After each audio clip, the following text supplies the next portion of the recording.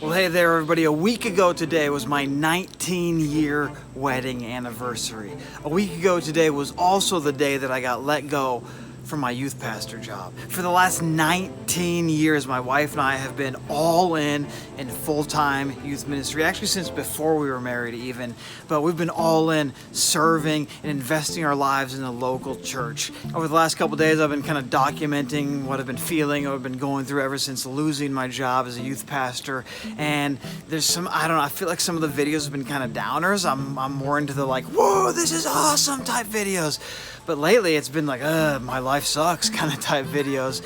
And I don't want to be the downer. I'm just trying to be real and honest because I'm hoping that through the documenting of this process, I'm trying to be as authentic as possible here, that it's going to help some other people who've gone through similar situations of job loss in their life, whether it's in a church or not in a church.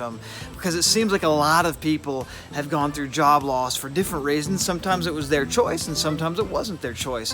And I've kind of observed over the years that there's several unique things about being a pastor and about the way a job loss as a pastor affects you. They're different than at a normal job. Maybe this is kind of a heads up if you're jumping into youth ministry, or really any sort of pastoral ministry.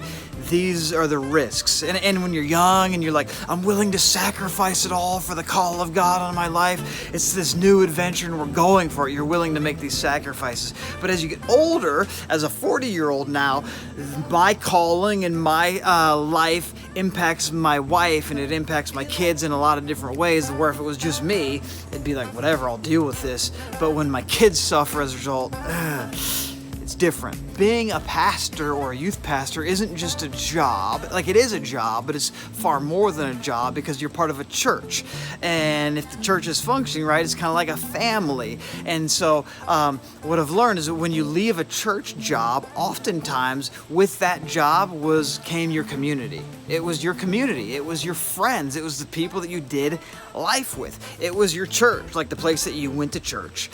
So when you lose a church job, you potentially are losing your church. You potentially are losing your community.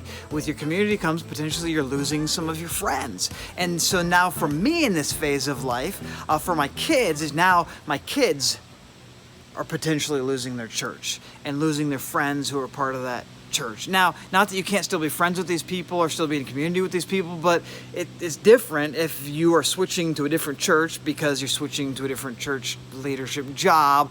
I'm struggling with the fact that my calling and doing what I'm doing as a job is now having negative implications on my family and on their friendships and on their community and all that kind of stuff. In some ways, I kind of feel like telling myself, Adam, that's not that big of a deal. It's a job. You can find another job. No big deal.